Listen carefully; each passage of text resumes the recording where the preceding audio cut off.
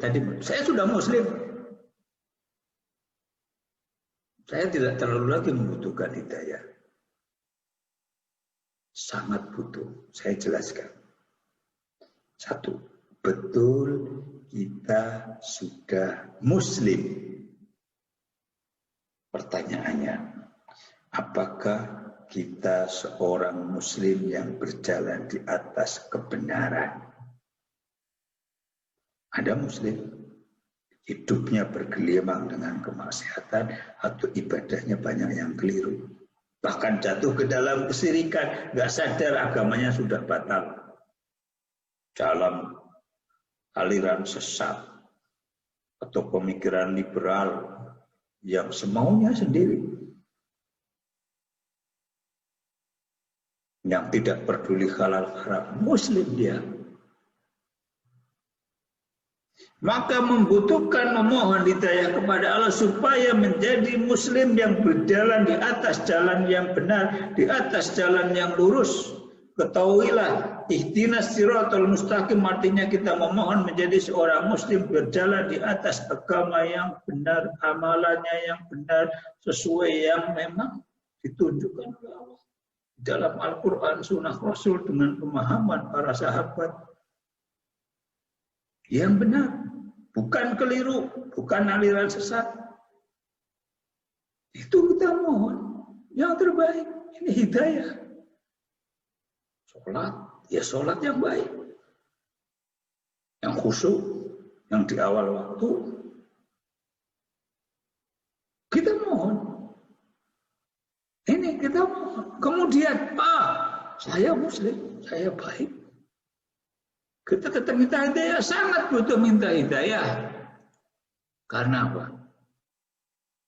Kita memohon supaya menjadi seorang muslim yang tegar menjalankan agama ini.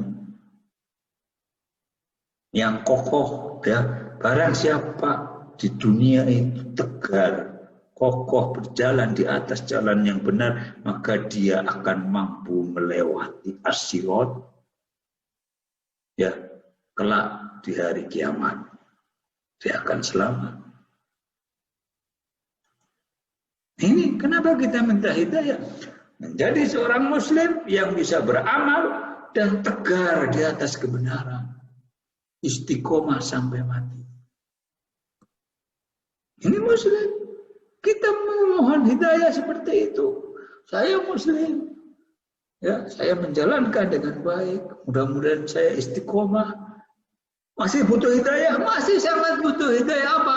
Untuk dibukakan pintu-pintu kebaikan yang banyak yang kita sebelumnya tadinya tidak tergerak, tidak tahu, atau tahu tapi tidak mau berupaya mengamalkannya. Maka kita memohon hidayah pertolongan Allah. Ternyata muslim itu tidak cuma menjadi seorang yang rajin baca Quran, rajin sholat, dan lain-lain. Tetapi juga muslim artinya bahwa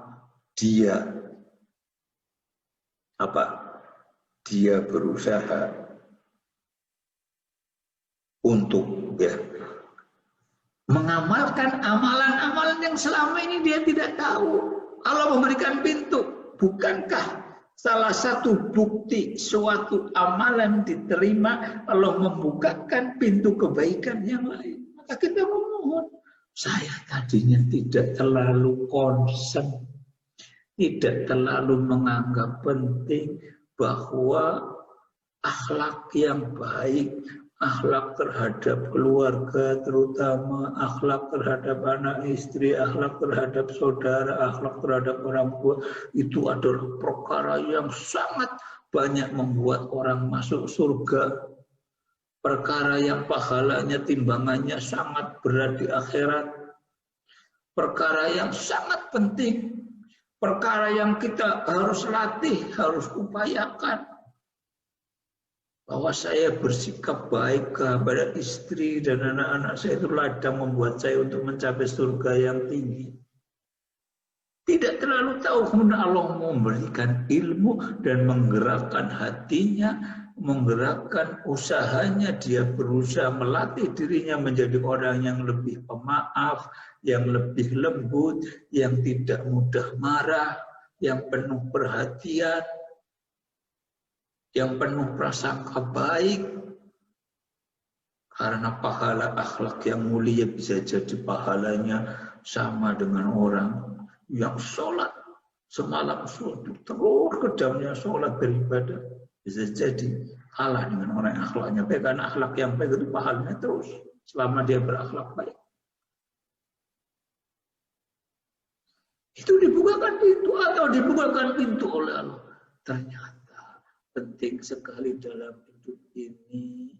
Saya juga selain menjalankan ibadah haji, sholat, baca Quran, untuk berusaha mencintai orang-orang miskin. Ternyata kemudian membaca hadis bahwa Rasulullah Shallallahu Alaihi Wasallam bahkan berdoa agar termasuk orang yang mencintai orang miskin. Kenapa? Rupanya mencintai orang miskin itu melatih keikhlasan. Kalau kita cinta sama orang miskin, bantu mereka, kita itu nggak ngarepin balasan dari mereka. Orang miskin, kita ngasih duit ngarepin dia balikin, enggak lah. Atau mau nggak ada. Nggak ngarepin apa-apa, kita hanya mengharapkan keridhaan Allah. Maka kita digerakkan oleh Allah untuk mikirin mereka, mikirin anak yatim. Ini hidayah yang kita butuh. Ini. Jadi kita sangat butuh, maka sangatlah layak, sangatlah lazim. Kenapa Allah mewajibkan kita berdoa meminta hidayah minimal 17 kali sehari dalam sholat wajib. Di dalam membaca surat Al-Fatihah dengan membaca doa yang sangat penting, ihdinas siratal mustaqim. Ini doa yang paling penting, paling baik. Selain doa-doa meminta hidayah yang lain, yang paling banyak dibaca doa oleh Rasulullah Shallallahu Alaihi Wasallam, yang kita perbanyak saat sujud. Ya muqallibal qulub, tsabbit qalbi ala dinika.